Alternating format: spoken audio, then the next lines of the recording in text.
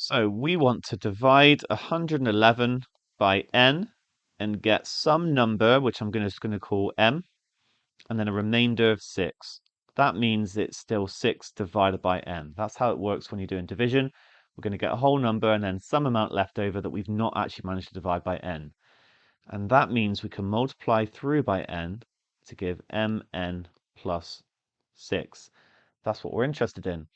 And therefore, mn is equal to 105. And we are off because we know that n has to be a factor of 105, actually. Maybe I should write that down. N is going to be 105 divided by m. Okay, so all I need to do is now find the factors of 105.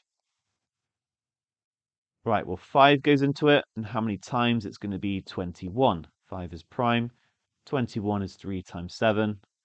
So 105 is 3 times 5 times 7.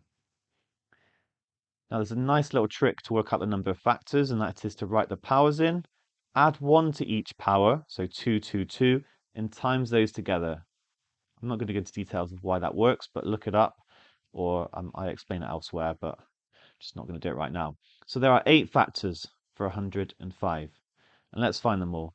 Well, we clearly have 3, 5, and 7, and 1, I should add, and the number 105 itself, and then the other, how many? The other 2, or 3, sorry, come from doing 3 times 5, 3 times 7, and 5 times 7. Okay, so these are all the possible values of n. Now we just got to be a bit careful because we wanted a remainder of 6. Now you cannot get a remainder of 6 when you divide by 3. The biggest remainder you could get would be 2. Okay, the remainder is always less than the number itself that you're dividing. And that goes then for 5 as well and 1. They'll satisfy this equation, but they won't actually give you a remainder of 6 ultimately when you do the division. These are all okay. Okay, they will give you a remainder of 6, and therefore there are 1, 2, 3, 4, 5 possibilities. A. And if you want me to I'll just demonstrate that this is the case. So, 111 over 105 is clear. Like, it's just going to go into it once, and then leave a remainder of 6.